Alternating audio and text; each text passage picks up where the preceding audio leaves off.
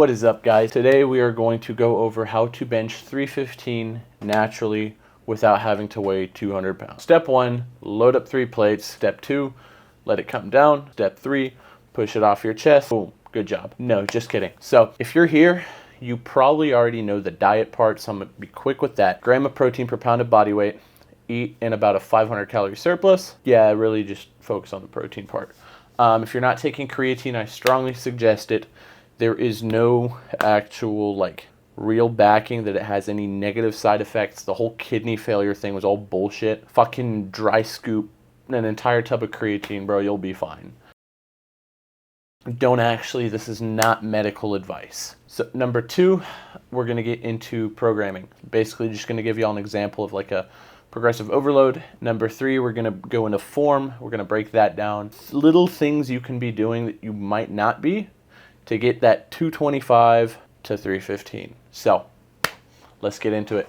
All right, let's try to burn through this real quick. You see that little arch I have while I'm bench pressing 315 for 2 with a pause, right? I'm gonna show y'all how to do that and why to do that, right? So let's get right into that. You'll see me setting it up here by retracting my shoulder blades. You see how I lift myself up right there and then squeeze my shoulder blades behind me, right? Retracting my my delts. What that does is it essentially puts my chest in a more advantageous position, and it kind of protects your shoulders, right? So number 1, your chest is going to be able to be way more active and actually essentially push more because of the way that you put your shoulders relative to your chest. Number 2, having that little bit of arch right there, right? Some people go way overkill with it, and what they end up doing is they end up absolutely just destroying their range of motion, which in a powerlifting meet, it'll still go and it'll still work. So when it comes to little technical things you can do to help your bench go up, obviously you can bench like this, just straight up touch and go, or what you can do is you can also start throwing in pauses. Pauses are 100% going to help your bench because they require you to essentially do it without any momentum. You're coming straight out of the dig.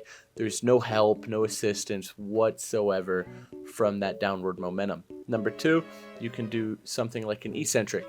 Those eccentrics are great because you're stronger on the eccentric, on that downward motion of a bench, than you are on the up. And so training that is going to get you significantly stronger than just training the up part. Lastly, what you want to do is you want to make sure you progressive overload, right?